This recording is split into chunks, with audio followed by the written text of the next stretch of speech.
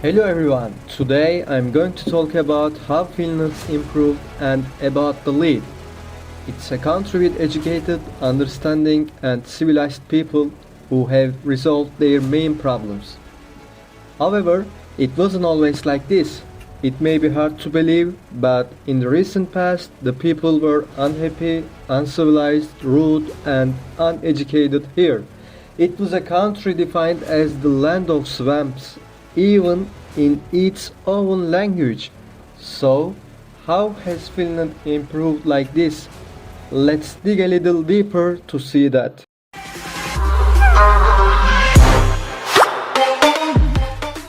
Finland is located in northern Europe and along the Baltic Sea.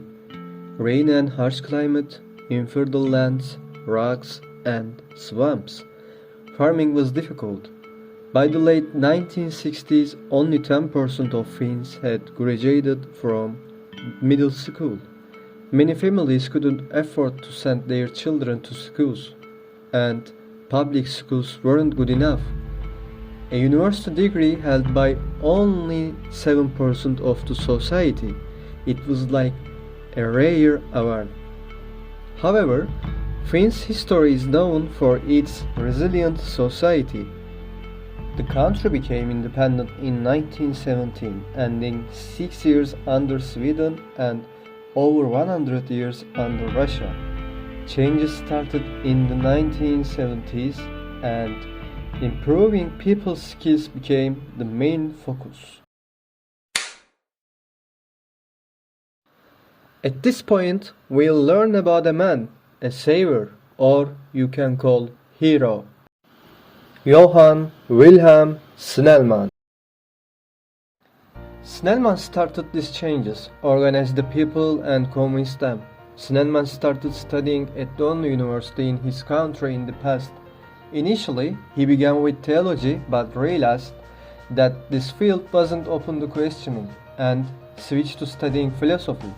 Seeing the difference in how religion and philosophy ask questions, he thought about how the new education system should be. At the age of 24, he started attending Saturday society meetings, where discussions on politics, culture, and literature were held.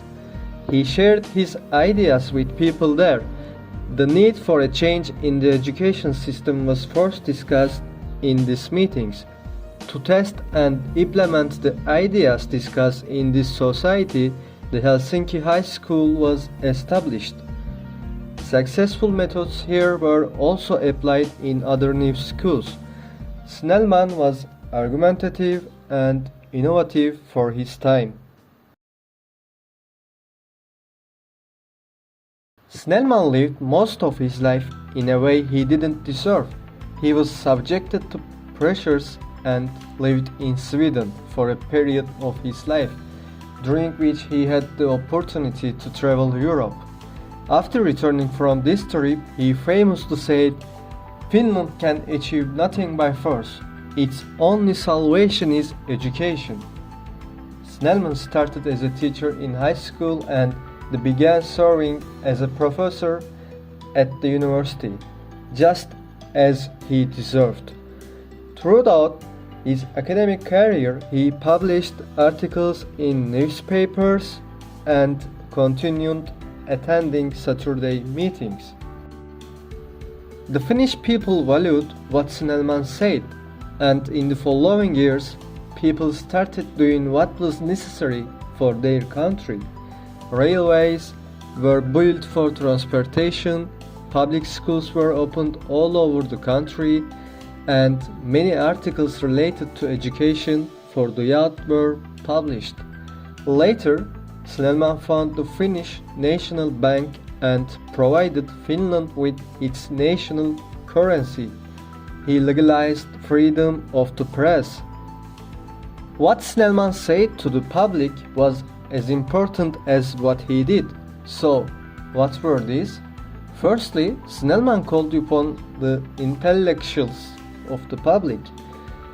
He told them, "Your responsibility is to mobilize the intelligence, conscience, will, and energy of the people." He advised them to show a good work ethic for people, to teach them to stay healthy even if they are poor, and to respect their children in the family. He told them to accustom to the other people to order, secularism, and discipline. The ignorance, rudeness, drunkenness, theft, illness, and poverty of your people is your shame, and you are to blame for this situation. Snellman also made recommendations in the fields of education, military, health, and sports. All these movements and reforms have been successful, and today the Finnish people who have followed these recommendations have obtained prosperity and peace. Looking at all of this, we should follow the advice of the great leader Mustafa Kemal Atatürk and read Beyaz Zambaklar Ülkesi'nde.